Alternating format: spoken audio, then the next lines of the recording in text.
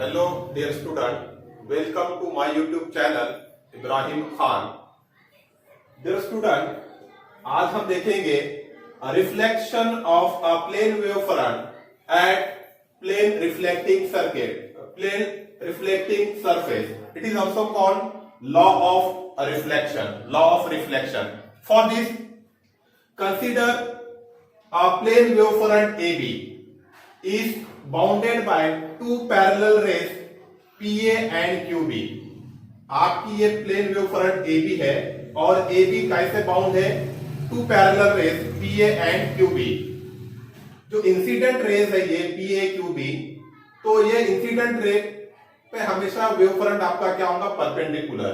This wave front is always perpendicular to the incident rays. तो therefore this wave front is perpendicular to this incident ray PA and QB. Now in time t, this wave front reaches from B to C. आपका time t में wave front जो है plane wave front, यहाँ भी इस type का plane wave front होगा, ये भी प्लेन वेव फ्रंट, आगे भी प्लेन वेव फ्रंट. तो this wave front reaches in time t, this wave front reaches from point B to C. तो दिस डिस्टेंस BC, डिस्टेंस कैसा होगा आपका? वेलोसिटी, डिस्टेंस अपॉन टाइम, तो distance d vt. This distance BC is nothing but your vt. In time t the wave front moves from B to C, therefore BC equals to vt. Now this wave front reach at point A and it move from point A to C. Now according to Huygens principle, this point A act as a secondary source of light.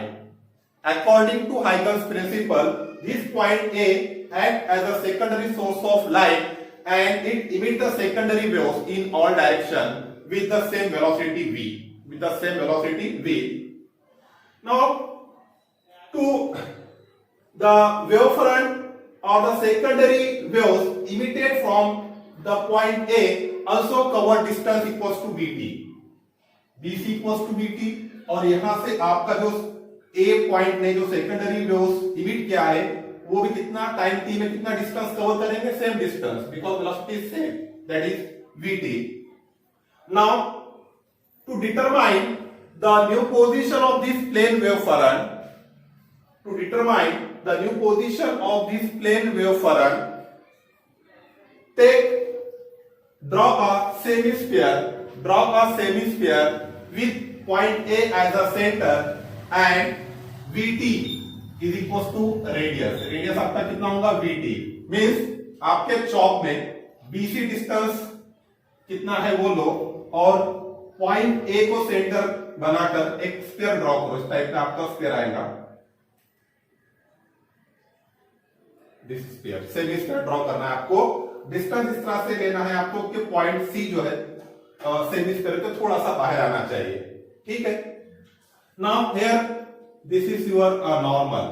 हाँ, आपका normal है, MA normal.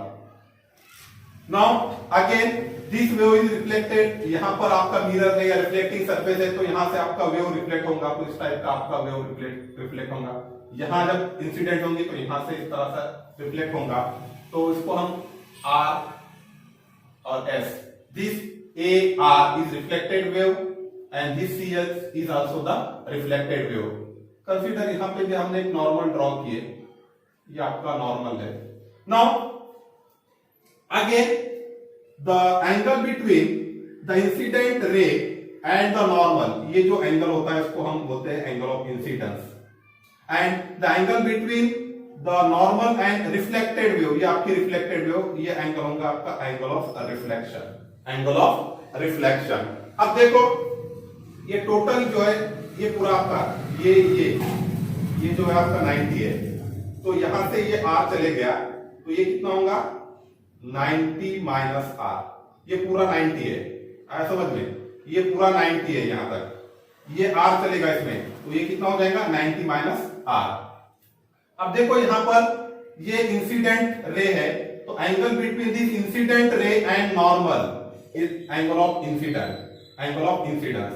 अब देखो ये पूरा angle यहां तक ये यहां से यहां तक एंगल पूरा 90 है, यहां से यहां तक पूरा एंगल 90 है ये, तो ये आई चलेगा तो ये कितना होगा 90 माइनस आई, 90 माइनस आई हो जाएगा।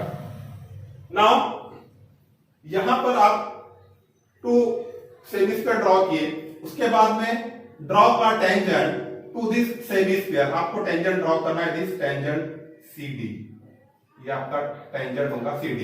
Now this CD is a reflected wave front, this CD is the reflected wave front। आपका AB जो प्लेन वेव फ्रंट है, AB plane wave front reflect होकर CD बनेगा। तो दिस CD is, क्योंकि न्यू पोजीशन क्या होता है, it is a tangent to the sphere, तो हमने यहाँ पे टेंजेंट ड्रॉ किए C से CD, this CD is the reflected wave front, तो ये एंगल होगा 90, आपका ये भी एंगल 90, वेव फ्रंट और रे के बीच का जो एंगल होता है वो 90 होता है। तो triangle ABC is equals to, from the geometry of the figure, triangle ABC is equals to triangle ADC and which is equals to 90 degree। Triangle ABC is equals to triangle ADC is equals to 90 degree। Now again this BCA, this BCA is equals to triangle BAC, BAC। Now this ABC and ADC, these triangles are the congruent triangles, ये जो triangles है these are called the congruent triangle because these triangles having the same size and shape। जब भी दो triangle के size और shape दिखने में सिमिलर होते हैं तो उसको हम क्या कहते हैं, कॉन्ग्रुएंट ट्राइंगल्स। तो क्योंकि देखो ये दो ट्राइंगल में भी ए बी सी हाइपोटेनस, इसका भी एसी है, एडीसी का भी हाइपोटेनस जो है आपका एसी है, फिर बीसी इक्वल्स टू बीटी और एडीबी, आपका एडीबी कितना होगा, एडीबी बीटी। तो यहाँ पे बीसी बीटी और एडीबी बीटी एंड यहाँ पे 90 डिग्री बीपी और यहाँ पे डी पे 90 degree. This ABC and ADC are the congruent triangles। Now BCA, this angle BCA is equals to angle DAC।